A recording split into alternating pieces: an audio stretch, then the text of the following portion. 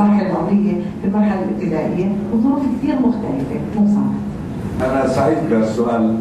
أولا بحب أبشرك أنه في وطننا في فلسطين، أهلنا في فلسطين هم من أعلى النسب المعرفية في العالم وفي المنطقة.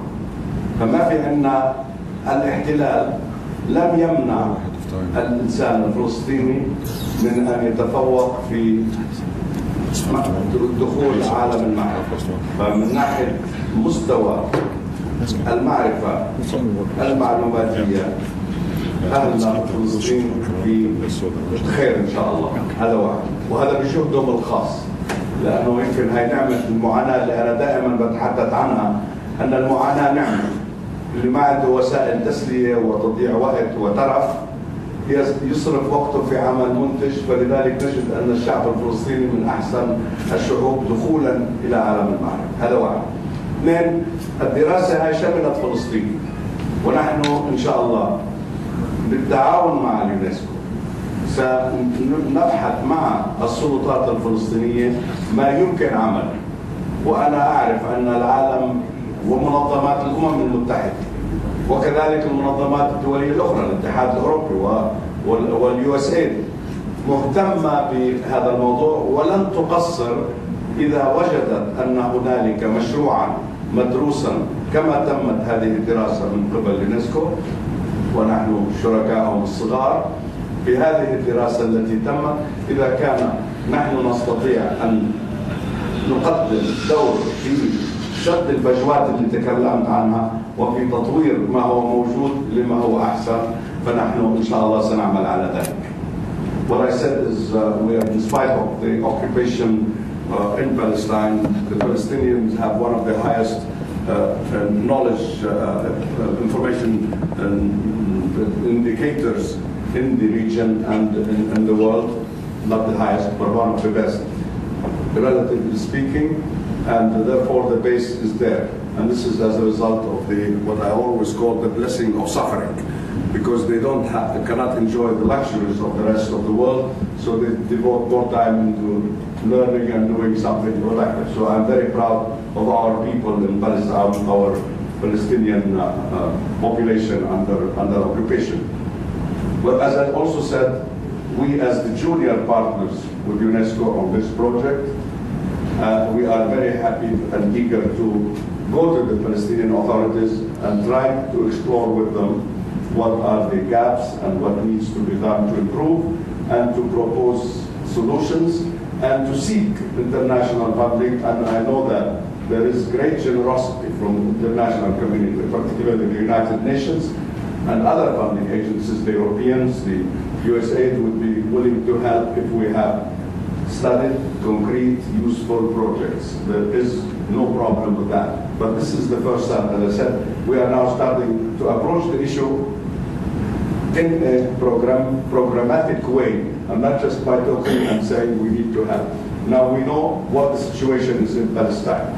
So what next step is, what can we do about it? And once we develop some answers, we will go to the funding agencies and the global community and the Arab world, the funding organizations, to see what can be done. So Palestine is was chosen, and thanks also to UNESCO for choosing Palestine in the pilot project, and that indicates our interest in Palestine just as much as yours. Now I have a final question for you. Are you considering, as UI, UNESCO Institute of Statistics, to develop a competitiveness report eventually, whether on the countries that have been covered so far, or when you have more coverage? Because we'd like to see competitiveness comparisons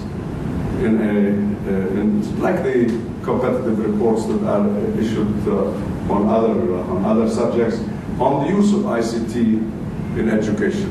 So we see where we rank on each criteria. With rating, are we the number 160 country or the number 120 country, and how are we going to be next year? Because I would like you to use this as a measurement of progress, and not to have just statistical results. I would like to see that we have been working in our results of our efforts, yours, the countries, the governments, the people, are they leading to improvement or to deterioration? So I think it would be nice if you could develop a competitiveness report on ICT in education. طلبت انه يحضروا انه يدرسوا انه يصدروا تقرير عن التنافسيه بحيث انه احنا هذا وضعنا اليوم. السنه الجايه كيف راح يكون وضعنا؟ وكيف تقييم كل دوله في كل معيار من معايير استعمال الاي سي تي في الاديوكيشن لنرى اين وصلنا من تقدم او من تراجع. وهذا هو لان I always believe that what you cannot manage, what you cannot measure.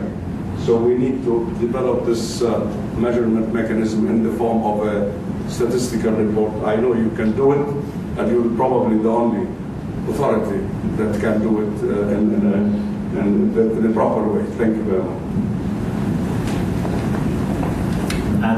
Thanks for your question.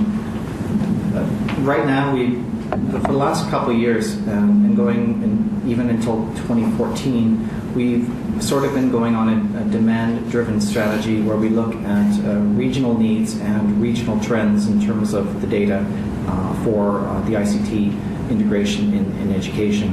Our plan is to, by 2015, begin a global collection of indicators related to ICT in education. And at that point, it is anticipated that the collection will be probably not every year, but probably every 2 years. So unfortunately, given our current resources, we probably will not be able to start a global collection until 2015.